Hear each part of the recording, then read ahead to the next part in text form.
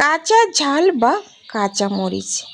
এই কাঁচা মরিচ কিন্তু এই বর্ষার সময় অনেক টাকার দাম হয়। কাঁচা মরিচ পাওয়া যায় না, 300-400 টাকা পর্যন্ত কেজি হয়। এখন কিন্তু এই ঝালের দাম কম আছে।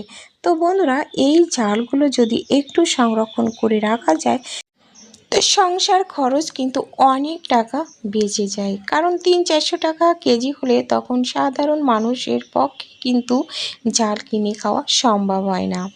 তো নমস্কার বন্ধুরা, সবাই কেমন আছো? আশা করি সবাই ভালো আছো। আমার পল্লীচরণী কুক সেন্টারে নতুন একটা পর্ব দেখার জন্য সবাইকে জানাই স্বাগতম।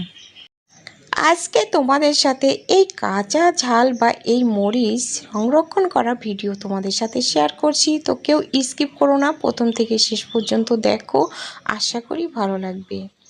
তো আমি এখানে 3ভাবে সংরক্ষণ করে দেখাবো। তোমাদের যেটা পছন্দ হবে তোমরা সেইভাবে সংরক্ষণ করে রাখবে।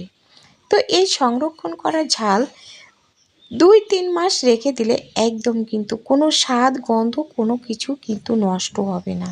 তাছাড়া চাইলে সারা বছরও রেখে দেওয়া যায়, কিন্তু সারা বছর রেখে খাওয়ার কোনো দরকারই নেই, কারণ দাম হয় তো বেশিরভাগ এই বৃষ্টির সময়। তো বন্ধুরা, যাদের ফ্রিজ নেই তারা কিভাবে এই ঝালগুলো সংরক্ষণ করবে আমি কিন্তু সে ভিডিওটাও তোমাদের সাথে শেয়ার করব। ফ্রিজে রেখে কি করে রাখতে হবে আর ফ্রিজ ছাড়া কিভাবে সংরক্ষণ করা যায়। তো আমি 3ভাবে দেখাবো, তোমরা দেখতে থাকো। আর এই যে দেখো, ঝালের ফোঁটাগুলো বেছে নিচ্ছি। তবে ঝালগুলো কিন্তু একেবারে তাজা থাকতে হবে, কোনো পচা ঝাল নেওয়া যাবে না এখানে। আর ঝালগুলো কিন্তু বাদ থাকবে। তো এই কাঁচা মরিচগুলো সংরক্ষণ করে রাখলে কিন্তু অনেক সংসার খরচ বেঁচে যায়। কাঁচা মরিচগুলোর বোটা ভেঙে নিয়েছি, এবার ধুয়ে নিতে হবে যাতে করে কোনো ময়লা যাতে না থাকে। আর এই মরিচগুলো ধুয়ে এর জলটা শুকিয়ে নিতে হবে যাতে করে মরিচের গায়ে কোনো জলীয় ভাব না থাকে। আমি ধুয়ে কিন্তু ফ্যানের বাতাসে রেখে দিয়েছিলাম, এরকম একটা গামছার উপরে মেলে দিয়ে। তো এই যে দেখো, জলটা কিন্তু শুকিয়ে গেছে, তো নিয়ে নিলাম। এবার সংরক্ষণ করার পালা। দেখো কিভাবে আমি সংরক্ষণ করি। অনেক সময় আমাদের 1 কেজি ঝাল কিনে নিয়ে আসলো, কিন্তু সেই ঝালটা তো একদিনে খাওয়া সম্ভব নয়। তো ঝালটা কিভাবে রেখে আমরা খাবো? তো এরকম একটা আটার যে প্যাকেটগুলো আছে, এই প্যাকেটগুলো কিন্তু একটু মোটা হয়। তো এই প্যাকেটে এরকম করে রেখে তো ডিপ ফ্রিজে রেখে দিলে অনেক দিন পর্যন্ত কিন্তু ভালো থাকবে। এর স্বাদ গন্ধ কোনোটাই কিন্তু নষ্ট হবে না। তো এরকম ডিপ ফ্রিজে রেখে দেওয়া যাবে।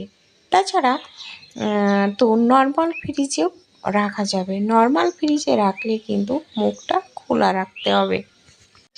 নর্মাল ফ্রিজে বেশি দিন রাখলে কিন্তু ভালো থাকবে না। তো এবার দেখাবো যে ফ্রিজ নেই যাদের, তারা কিভাবে রাখবে। তো দেখো, এরকম একটা জলের বোতল নিয়েছি। জলের বোতলটা শুকনো লাগবে। আর একটা নিয়েছি ভোমর।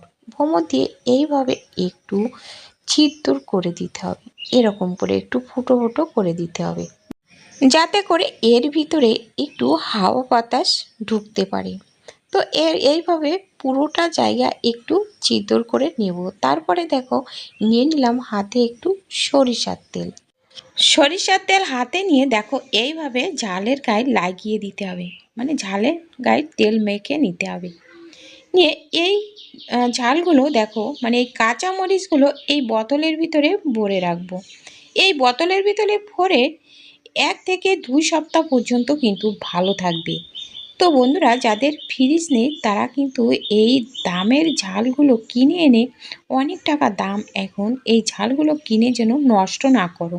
তো এইভাবে বোতলে ভরে রেখে দিও, দেখো অনেক দিন পর্যন্ত ভালো থাকবে। আর যেহেতু এর গায়ে ছিদ্র করা আছে, এর ভিতরে হাওয়া বাতাস ঢুকবে। আর এই বোতলটা কিন্তু একটা ঠান্ডা জায়গায় রেখে দিতে হবে।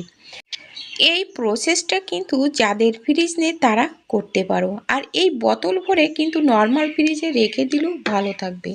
তারপরে যে প্রসেসটা দেখো, আমি আর কিছু ঝাল নিয়েছি, নিয়ে দেখো এই ব্লেন্ডারে করে পেস্ট করে নেব।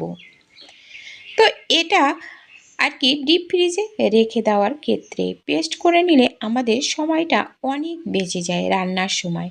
তো যেহেতু বাড়িতে ফ্রিজ থাকলে এরকম করে যদি অনেকগুলো ঝাল নিয়ে আসলো, তখন এইভাবে যদি তোমরা পেস্ট করে রেখে দাও তো অনেক দিন পর্যন্ত রান্না করতে পারবে। যে কোনো সবজি কিংবা মাছের ঝোল রান্না করতে গেলে এই কাঁচা লঙ্কা বাটাবাটি ঝামেলা থেকে একবারে এইভাবে পেস্ট করে নিয়ে রেখে দাও। তো দেখো একটা এই যে স্টিলের থালাতে আমি নিয়ে নিচ্ছি। তো যতটুকু করে লাগবে এক এক মানে ভাগের তরকারির জন্য আমি এইভাবে চামচে করে দিয়ে দেব।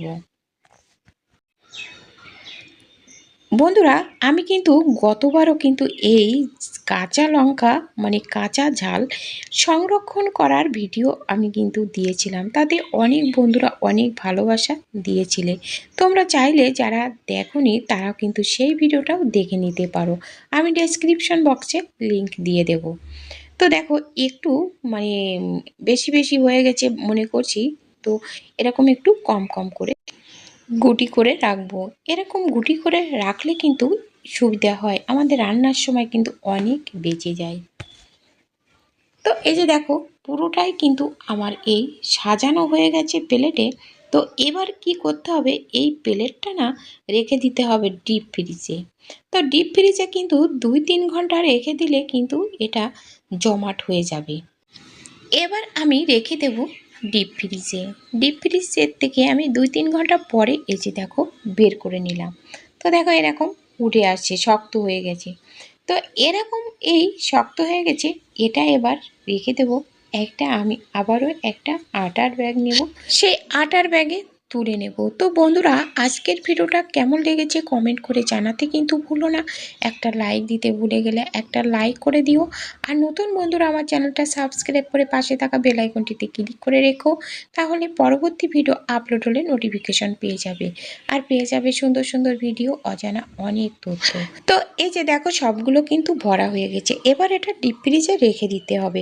আর যখন রান্না করব তখন একটা বড়ি বের করে নেব, একটু বের করে রাখলে কিন্তু অনায়াসে এর ভিতর থেকে একটা বড়ি ছাড়ানো যাবে, আর সেটা একটু গলে গেলে তরকারিতে দেওয়া যাবে। তো বন্ধুরা আজ এ পর্যন্ত, দেখা হবে পরবর্তী ভিডিওতে, ততক্ষণে ভালো থেকো সুস্থ থেকো।